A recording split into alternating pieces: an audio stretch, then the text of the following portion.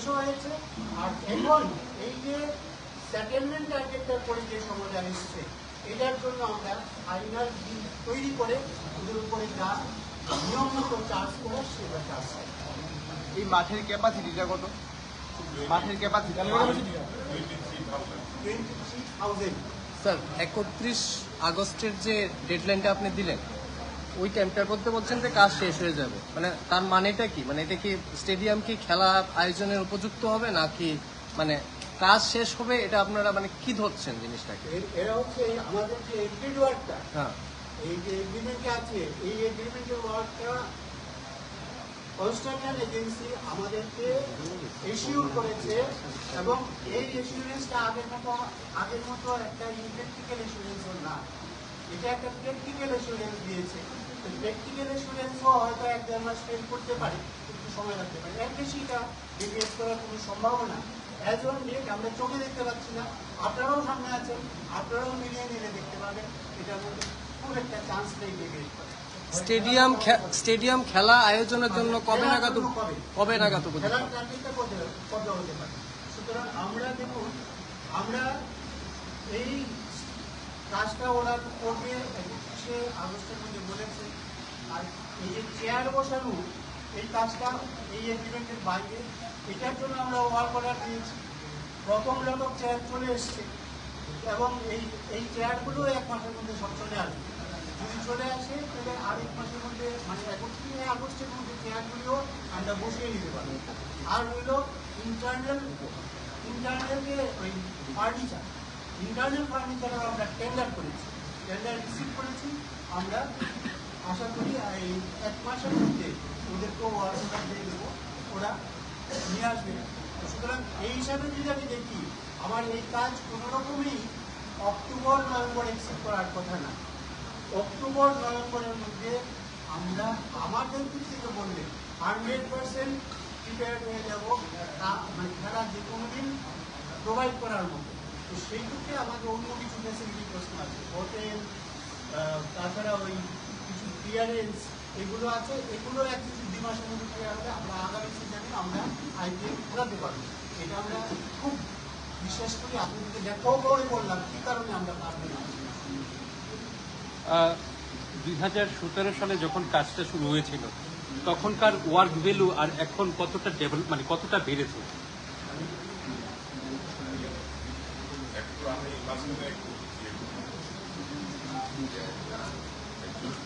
প্রত্যেকের অবগতির জন্য আমি বলছি যে 2017 আজকে 2026, আমাদের কমিটি 2024 ফেব্রুয়ারি।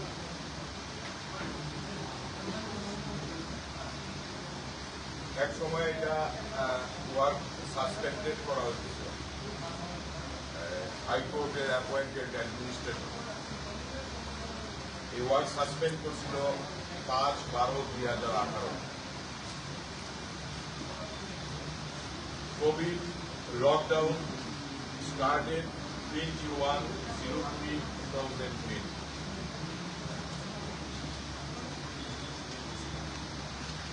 এই সময়ে কাজ বন্ধ ছিল। তার পরবর্তী সময়ে এই কাজ আবার শুরু হয়েছিল 2 বছর পর, 5/11/2020।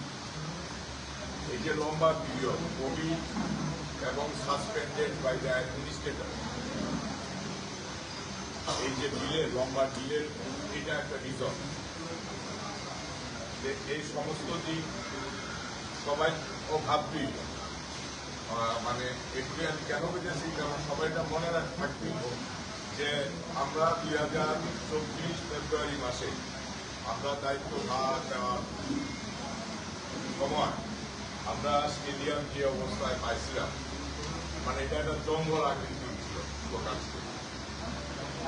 আজকে যেটা আপনারা প্রত্যক্ষ করতেছেন যে এখানে আমাদের এই যে প্রিমিয়াম সিটিং এর বুকিং আমরা কিন্তু 100% শেষ। শুধু জেনারেল স্ট্যান্ডে এখন booking, TV production, media house, এই দুইটা অলরেডি উপরের বুকিং কনস্ট্রাকশন স্টার্ট হয়ে গেছে। শুধু বুকিং নিব আর মেইন পেভিলিয়নের বুকিং নিব আর এখানে শুধু ভিআইপি ফার্নিচার ইনস্টলেশন, এই সমস্ত কাজ এবং লিফটের কাজ থেকে দুইটা, এয়ার কন্ডিশনিং থেকে দুইটা, প্লাম্বিং থেকে দুইটা, এসটিপি থেকে দুইটা, সমস্ত মানে প্রত্যেকটি ইউনিটে রাত্রের দিয়ে কাজ করছে। তা আমরা কনফিডেন্ট নেওয়ার চেষ্টা করতেছি যে মিডিয়া বন্ধুদেরও এখানে একটা বিশাল আমি মনে করি ইম্পর্টেন্ট ভূমিকা আছে, যে পজিটিভ নিউজ, যে একটা ইম্পর্টেন্ট ভূমিকা আছে, যে সত্যই নিউজ আছে। আমরা এই কারণে আপনাদেরকে আজকে নিয়ে ইনভাইট, এবং আমরা কনফিডেন্সি যে আমাদের জেনারেল মেম্বার যারা আছে সারা রাজ্যের সাব ডিভিশন এবং আগরতলা শহরের 14টা ক্লাবের প্রতিনিধি, আমরা সবাইকে আজকে এখানে ইনভাইটেশন দিয়েছি এই কারণে যে প্রত্যেকের মনেও প্রশ্ন যে এটা কতটুকু আলটিমেটলি আজকে 31 জুলাই এজেন্সি একবার হাইকোর্টে কমিটমেন্ট আমাদের কাছে 31 জুলাই 2025 তারা এটা কাজ শেষ করবো, তারা হাইকোর্টে তারা এক হয়েছে কমিটমেন্ট দিচ্ছে, আন্ডারটেকিং দিচ্ছে কোর্ট ডাইরেক্টর অফ দ্য এই এজেন্সি। তার পরবর্তী সময়ে তারা আবার ডিলে শুরু হয়েছে। একটা সময় আমরা বলছি যে না, এটা ফাইনাল মেজারমেন্টে তোমরা আমরা ক্লাস স্টপ করে দিচ্ছি। তার পরবর্তী সময়ে তারা এই সমস্ত কিছু ক্যালকুলেশন করে তারা লাস্ট আমাদেরকে 31 অগাস্ট 2026 এই কাজ আমাদেরকে হ্যান্ডওভার করবো, এটা তারা কমিটমেন্ট করছে এবং আন্ডারটেকিং দিচ্ছে ইন 5 টাকা। আমার আর ম্যাচের প্রশ্নে আমি একটু হয়ে দিই ম্যাচের প্রশ্নে বিসিসিআই সেক্রেটারি প্রাইজ ডিস্ট্রিবিউশনে আমাদের এখানে লাস্ট ইয়ার আছে, আপনারাও দেখছেন, এবং তাদের স্পিচে কিন্তু পরিষ্কার হয়েছে যে আপনারা কাজ শেষ করেন, আমি 1 মাসের মধ্যে এখানে একটা ইন্টারন্যাশনাল ম্যাচ দেবো। এটা কিন্তু this is a commitment by the BCCI secretary in front of media everybody, সবাই সামনে। তো বাকি বিসিসিআই যেটা অবজারভেশন এই চলাকালীন সময়ে আমরাও এদেরকে ইনভাইট করব যে আমাদের যদি কোনো জায়গায় কোনো সংস্কার করা লাগে, প্লাস মাইনাস যে কোনো জিনিস হতে পারে, তো সমস্ত কিছু দিক দিয়ে আমরা উইদিন 1 মান্থ আমরা তাদেরকে ইনভাইট করবো ভিজিট করার। আপনাদের কথা অনুসারে তো ধরা যাচ্ছে যে অক্টোবরের মধ্যে মাঠ রেডি হয়ে যাবে খেলার জন্য, মানে বিসিসিআই রঞ্জি সেশনের জন্য কি আপনারা চাইবেন এই মাঠ এই বছর? বিসিসিআই রঞ্জি তো আমাদের এমবিবি স্টেডিয়াম, মানে এটা কি চেয়েছেন আপনারা? না, এটা আমরা চাইনি। আমরা তো ইন্টারন্যাশনাল দিয়ে শুরু করবো, এটা তো ইমিগ্রেশন হবে ইন্টারন্যাশনাল ম্যাচ। আর যদি কোনো কারণে ইন্টারন্যাশনাল ম্যাচ যতদিন না হয় ততদিন ডোমেস্টিক হবে না? ডোমেস্টিক তো কিছু আমরা খেলা হচ্ছে তো না না, আমি বলছি স্পেসিফিক্যালি বিসিসিআই ডোমেস্টিক যে ম্যাচ, এটার জন্য আপনারা কি চেয়েছেন কিনা এই সেশন? এটা হচ্ছে কি অল ইন্ডিয়াতে শিডিউলটা করে, শিডিউলটাতে যদি আমরা এই মাঠটা অ্যাভেলেবল ওদেরকে দেখে দিয়ে পুরো মাসে ওদের অ্যানুয়াল যে প্রোগ্রামে যেখানে ডেফিসিট করবে এখানে তারা ডিক্লেয়ার করবে। আমার এটাই প্রশ্ন, আপনারা কি দেখিয়েছেন অ্যাভেলেবল বলে? আর অক্টোবরের আগে তো দেখাতে পারবো না, এটা অক্টোবরে দেখাবো। অক্টোবর দেখালে আগামী সিজনের খেলা যদি রঞ্জি এখানে দিতে চায় দেবে। মানে 26-27 এটা হচ্ছে না এখানে, 26-27 সপ্তাহ এরকম না, মানে 3টা যে ম্যাচ হবে আগরতলা এর মধ্যে টিআইটি নেই। এটার মধ্যে তো আমরা অন্য মাঠগুলি আছি। ঠিক। আরেকটা প্রশ্ন, সেটা হচ্ছে হাইকোর্টের যে বিষয়টা, এটা নিয়ে নজিরবিহীনভাবে বিধানসভায়ও আলোচনা হয়েছে, পক্ষে বিপক্ষে সরকার এবং মুখ্যমন্ত্রীকেও দাঁড়িয়ে কথা বলতে হয়েছে। এরপরেও যখন আপনাদের নির্ধারিত সময়ের মধ্যে হলো না, টিসিএ কার্যকরী ব্যবস্থা যেটা চোখে দেখা যায় এটা গ্রহণ না করায় সাধারণ মানুষের মধ্যে একটা টিসিএর অবস্থান নিয়ে প্রশ্ন উঠেছে যে কেন নির্মাণ সংস্থার সঙ্গে তাদের মানে তারা কেন অ্যাডভোকেসি করছে। এরপরও আপনারা বলছেন অগাস্টের সময় দিয়েছে, অক্টোবরে হয়তো বা হতে পারে, মানে এই যে ডাইলেমাটা কেন? এইখানে ডাইলেমা কিছু নাই, কথা হলো কোর্ট, আমরা ওই ফেইলিউর পরে কোর্টে গেছিলাম, we have already represented the case before the same court. যখন আমরা সেম কোর্টে রিপ্রেজেন্ট করলাম, ওরা বললো সেটেলমেন্ট যদি ফেল করে, ওরা সেটেলমেন্ট ফেল করলে আবার সেটেলমেন্ট ফেল করলে এগ্রিমেন্টে যা নিয়ম থাকে সেভাবেই নর্মাল জুডিশিয়াল প্রসেসে যাইতে হইব। তো নর্মাল জুডিশিয়াল প্রসেস মানে agreemented judicial process and law judicial process. সেখানে আমরা এগ্রিমেন্ট প্রসেসে বলছি যে না, আমরা আর কোনো সময় দেবো না, আমাদের ফাইনাল মেজারমেন্ট আমরা করবো। এই ফাইনাল মেজারমেন্টটা কম্পারেট করতে তারা যে দেরি করতেছে। এখন এই যে আপনারা এখানে দেখবেন ডানে বাইরে যে এই তারগুলো লাগিয়েছে, ফায়ার সার্ভিস এগুলো লাগিয়েছে, সব কাজ ওরা আইটেমের শুরু করে দিয়েছে এবং টাকাও ইনভেস্ট করে ফেলেছে। এখন ফিনিশিংটা বাকি রাখবে, মেজারমেন্ট আমি ওইগুলোর উপরে করতে পারবো না, করতে হবে ফিনিশড আইটেম। এই জায়গাতে তারা মানে আমাদেরকে কনসিডারেশন চাইছে। আমরা বলেছি তোমাকে কোনো কনসিডারেশন করতে হবে না, you will be held responsible according to the settlement. সেই জন্য ফাইনাল বিল করে আমি তোমাদের উপরে ডিউ কম্পেনসেশন ক্লেম করছি। এইটা আমরা চিঠি ওদেরকে জানিয়ে দিয়েছি, দিস ইজ আওয়ার অ্যাকশন। তো এখন এই অ্যাকশনের মধ্যে এটা তো আমাদের দেশে দেশের ঝগড়া না, এটা হচ্ছে কাজ নিয়ে ডিসপুট এবং বিলিং। তো কাজ নিয়ে ডিসপুট বিলিংয়ে আমরা আমাদের পজিশন একদম শক্ত রেখেছি। এই শক্ত রেখে কাজ ডিসিশন করে আমরা মাঝখান থেকে এই 1 বছরেও যে তাদের অসুবিধা ছিল, তাদের কি অসুবিধা ছিল 1 বছরে ওরা যেটা বলেছে সেটা বরং এই প্রসঙ্গে সামনে আনা দরকার। 1 নম্বর হচ্ছে সোনারপুরে একটা ব্রিজ ভেঙে গিয়েছিল গতবার বর্ষার সময়, এই ওরা কাজ চলাকালীন সময়। ওই ব্রিজটা নিয়ে তারা এই ম্যাটেরিয়ালগুলো, এই যে কাজ ম্যাটেরিয়ালগুলো সব আনার কথা, ওই ব্রিজটার জন্য তারা 4 মাস কাজ করতে পারে। এই একটা 4 মাস গেল। তারপর ওদের যে ফার্মের যে চেয়ারম্যান উনি মারা গেলেন। উনি মারা যাওয়াতে ওদের ইন্টারনেট ট্রানজেকশন এবং ট্রানজেকশন ওদের সাবলেট এজেন্সিস, সাব এজেন্সিস, সেটা ডিস্টার্ব হয়েছে। ওটা এরপরে ওরা নিজেরা সেটেল করেছে। ওদের নিজেদের যে পার্টনারের মধ্যে ডিস্ট্রিবিউট করেছে, যে পার্টনার এটা পাবে এই পার্টনার সক্রিয় হয়েছে। এখন এই সক্রিয় হওয়ার পরেও ওদের সমস্যা এসেছে। ওদের সমস্যা কোথায় হয়েছে? ওদের কিছু স্ট্যাচুটারি সমস্যা হয়েছে, যে যাতে তাদের অ্যাকাউন্ট ট্রানজেকশন বন্ধ রাখতে হয়েছে। ওটাও আমাদের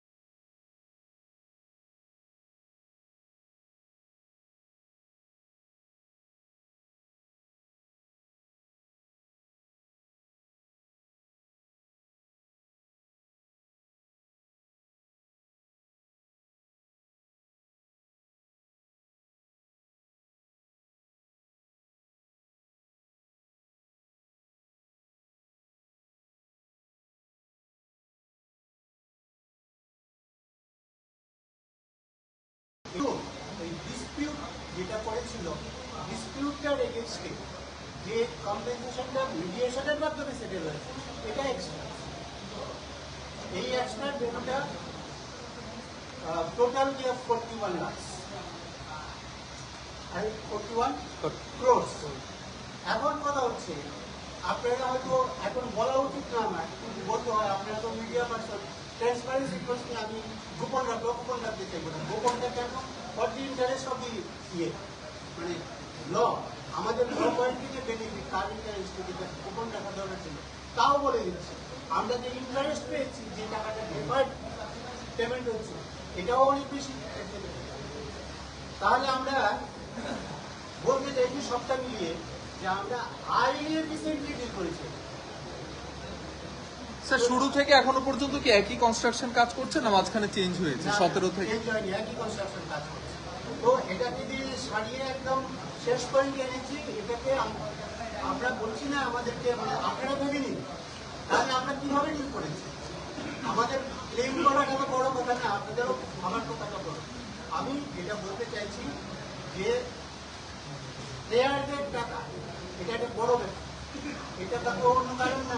প্লেয়ারদের টাকা আমরা 1 পয়সাও নষ্ট হতে দিই, যতই ওরা মানে নিয়ে কোনো যুদ্ধ করুক আমরাও যুদ্ধ খারাপ লাগবে। সব পরিস্থিতি করে আমরা এই জায়গায় চলে এসেছি।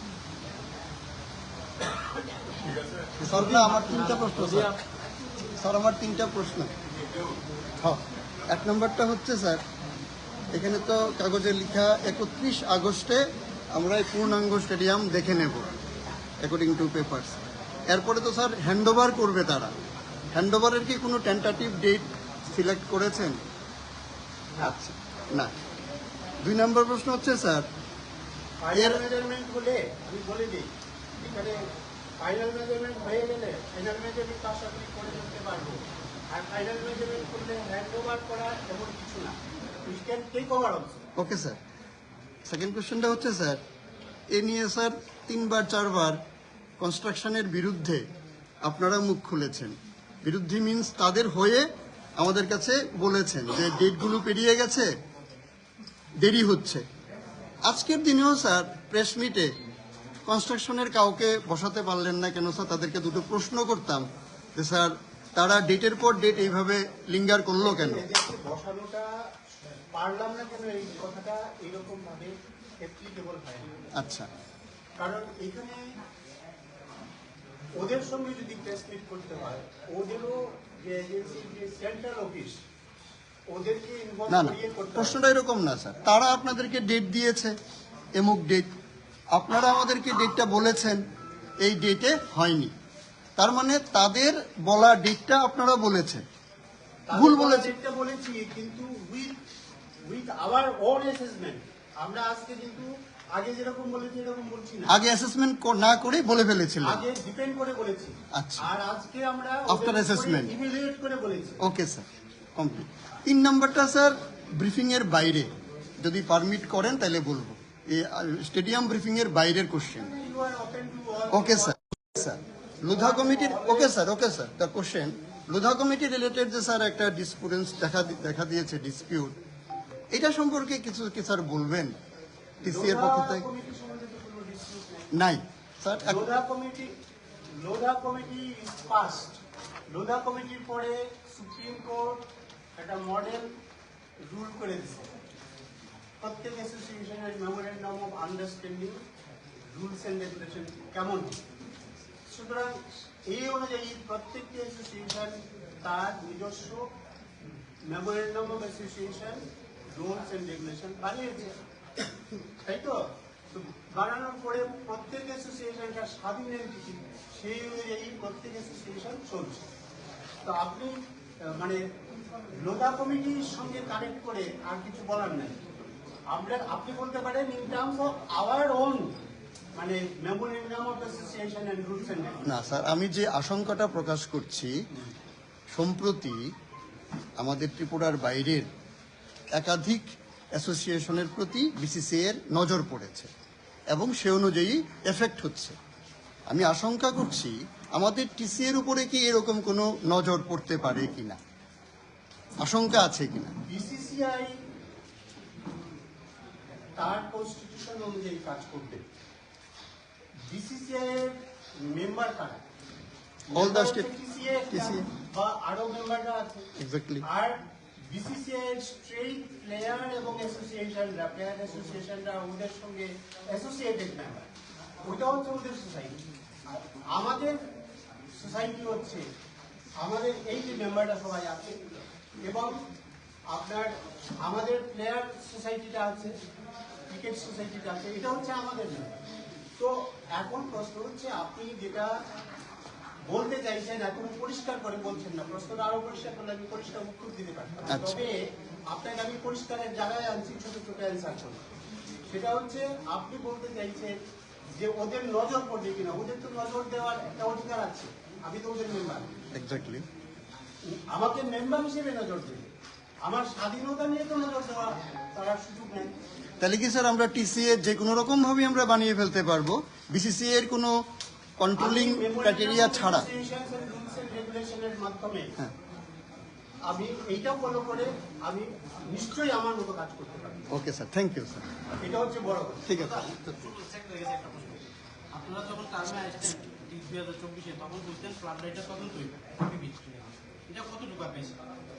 এটা তো এটার জন্য তো 3টা বছর হয়ে গেল। এটার জন্য special investigation government of Tripura করছে, এফআইআর তো ক্রাইম ব্রাঞ্চ করছে, এদের হয়ে গেছে। এটা তো জুডিশিয়ারি ম্যাটার না। 3টা বছর হয়ে গেল। 3টা বছর ধরে এটা প্রশ্নের জন্য আমরাও তো একবার দ্বারস্থ সিবিআই গেছি, আপনারাও জানেন যে তারা গ্রেফতার হয় না কেন। আমরা গেছি